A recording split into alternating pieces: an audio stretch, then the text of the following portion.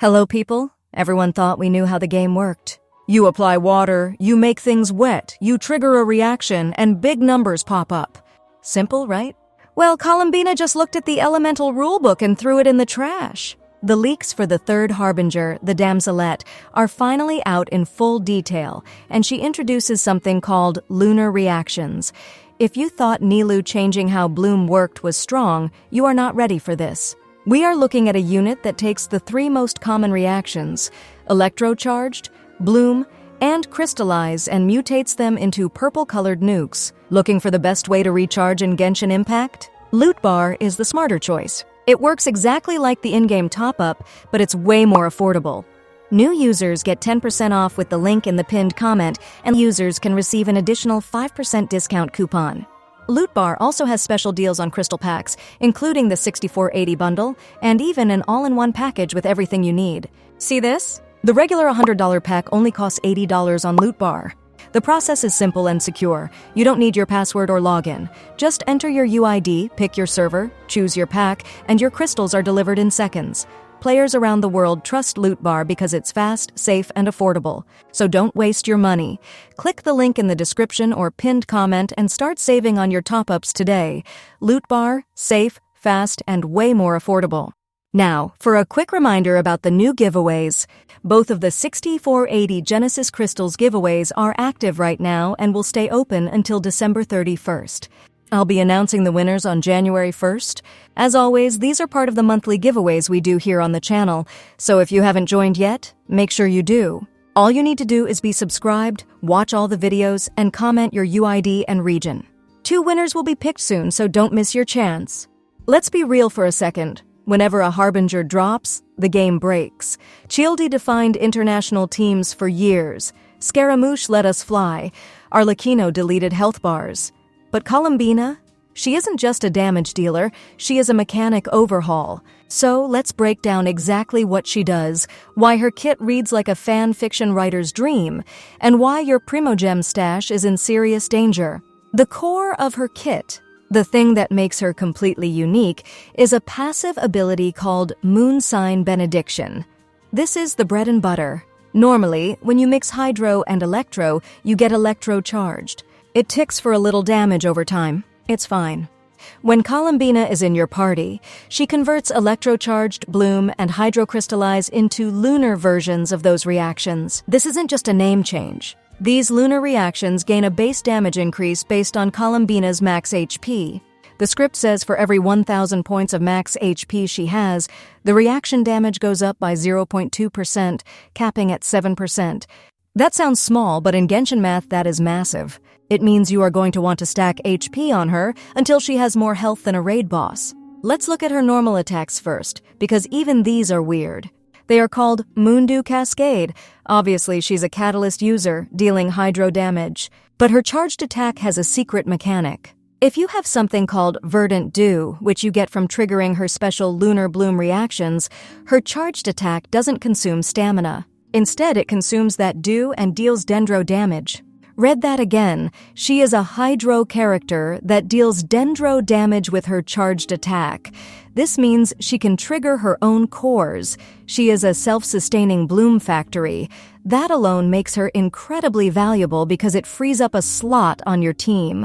You don't necessarily need a dendro driver if she is driving herself. Now, let's talk about the elemental skill, Eternal Tides. This is where things get complicated, so stick with me. When you press the skill, she summons a gravity ripple. Think of this like Furina's summons or Raiden's Eye. It follows your active character and deals hydro damage to enemies nearby.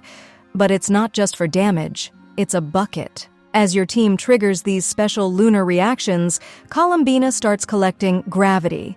You can get 20 gravity every 2 seconds, with a max of 60.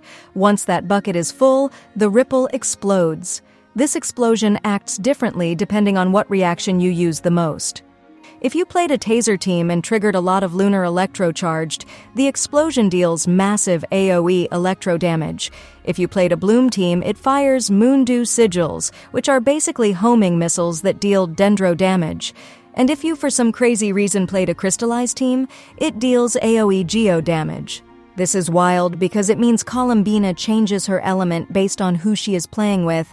She is the ultimate chameleon. She deals Hydro, but her big payoff damage can be Electro, Dendro, or Geo. This solves the biggest issue with niche supports. Usually a character is only good in one team. Nilou is only good for Bloom. Goro is only good for Geo. Columbina is good for everything except Pyro and Cryo. Then we have the Elemental Burst, Moonlit Melancholy. This creates a lunar domain for 20 seconds. 20 seconds is a really long time in this game. Most buffs last for 10 or 12 seconds. Inside this domain, all party members get a bonus to lunar reaction damage. It basically turns the floor into a kill zone. But here is where the leaks get absolutely spicy. There is a passive talent listed called Watcher of the Moon. And honestly, I had to read this 3 times to make sure I wasn't hallucinating. The text says, while in the Nod Cry region, when a party member falls, Columbina revives that character and restores HP scaling with Columbina's friendship level. She has a revive, a built-in revive. Now there is a catch. It mentions the Nod Cry region, which sounds like the new map expansion we are getting. But even if this is region-locked, or if Nod Cry refers to her domain name in the final translation, having a revive mechanic on a 100-second cooldown is game-changing for the Abyss. We have all had that moment where we get one-shot by a consecrated beast or a boss we weren't looking at. Usually that's an instant restart. Columbina just says no, picks your main DPS up off the floor, and lets you keep fighting. That is the ultimate comfort pick. So, we have a character that buffs reactions, deals off-field hydro application, modifies how reactions work, deals multi-elemental damage, and can revive dead teammates. On paper, she sounds like the best unit in the game. But every character has a problem, and Columbina is no exception. Here is the challenge you are going to face with her. It's the lunar restriction. Notice I haven't mentioned Vaporize or Freeze once. That's because her kit specifically lists Electro, Dendro, and Geo. If you are a Hu Tao main or an Ayaka main, Columbina does literally nothing for you. Her lunar buffs don't apply to Vaporize or Freeze. In fact, if you run her with a Pyro unit, you are wasting her potential because she wants to stack gravity from lunar reactions. This puts her in a weird spot. She is broken, yes, but only for specific archetypes. She is trying to make Crystallize meta. Do you know how hard it is to make Crystallize good? It's the worst reaction in the game. It makes a tiny shield that breaks if a Hilichurl sneezes on it, but Columbina's Lunar Crystallize turns those shards into bombs. The kit mentions that Lunar Crystallize has a 33% chance to strike again, and with her Constellations, which we will get to, it gets even crazier. She is trying to revive the Geo element without actually being Geo.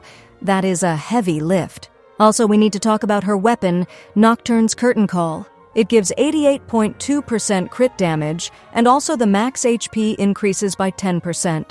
We expected that, but the passive is where the pay-to-win alarm bells start ringing.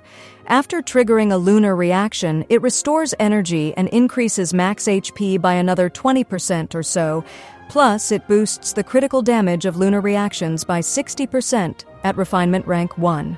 Crit damage for reactions. Usually transformational reactions like Bloom or Swirl can't crit, unless you are Nahida C2. Columbina's weapon allows these special reactions to hit critical numbers. That is a massive damage multiplier that other characters just don't have access to.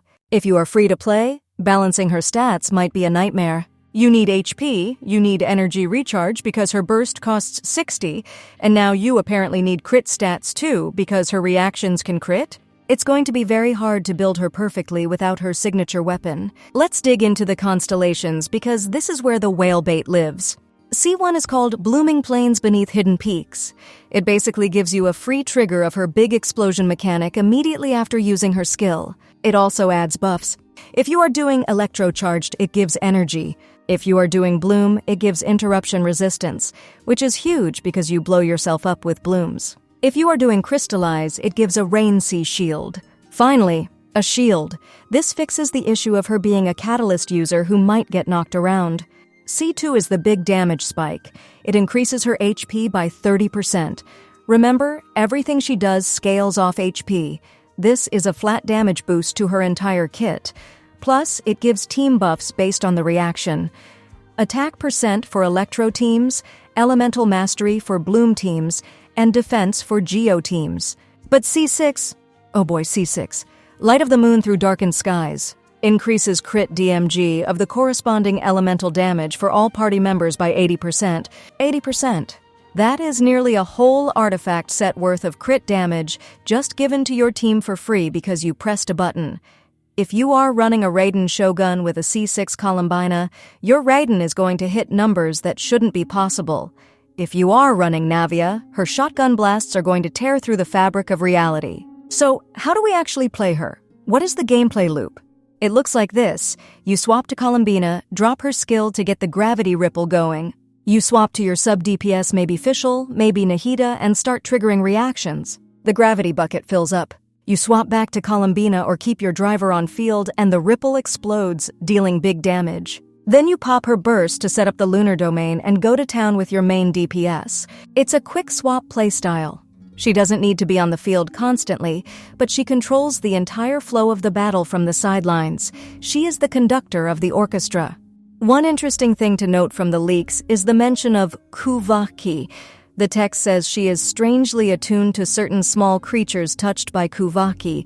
We don't know what that means yet. It could be a new exploration mechanic in Natlan or Snezhnaya, or it could be related to the lore of the Seelies. Remember, Columbina is heavily theorized to be a Seelie survivor. Her constellation looks like a weeping dove. Her entire aesthetic is feathers and singing. The fact that she has a revive mechanic ties perfectly into the lore of Seelie's guiding souls. Let's do some theory crafting on teams. The Taser team looks the most promising for free-to-play players.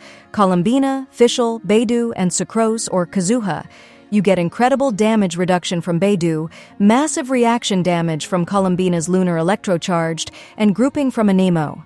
For the heavy spenders, the Lunar Bloom team seems terrifying. Columbina, Nilou, Nahida, and Baizhu. Columbina makes the blooms hit harder. Nilou makes them explode faster. Nahida links everyone up. It's a screen full of green numbers. And the wild card, Wet Rock. Columbina, Navia, Kiori, and Farina. This gives Navia a consistent hydro source for Crystallize, but Columbina makes those crystals actually hurt enemies. It turns a defensive reaction into an offensive one. There is a feeling I get looking at this kit. It feels like Hoyoverse is trying to solve the hydro problem. Right now, Xingqiu, Yellen, and Farina dominate the game. If you want to make a new hydro character, they have to be better than those three, which is almost impossible. So instead of making her better at the same thing, they made her play a different sport entirely. She doesn't compete with Yelan for vaporized damage. She competes with the game mechanics themselves. However, I have to warn you, the revive mechanic has a 100-second cooldown. Do not rely on it. It's a safety net, not a strategy. If you play sloppy because you think, Mommy Columbina will save me, you are going to have a bad time when that cooldown is still ticking. Also, look at her base stats in the leak. At level 90, she has nearly 15,000 HP base. That is very high. For comparison, Yelan has around 14,000. This confirms she is an HP scaler through and through. Do not build attack percent on her. It is a dead stat. You want HP Sands, HP Goblet, and probably HP Circlet, unless you are using Favonius Codex and need crit rate. Wait, did I just mention Favonius? Actually, yes. Since she needs 60 energy and wants to burst off cooldown, and her C4 restores energy, she might be energy hungry. If you aren't pulling her signature weapon, Favonius Codex might be her best 4-star friend, or perhaps Prototype Amber for even more healing and energy regen. The Verdant Dew mechanic on her charged attack is the sleeper hit here.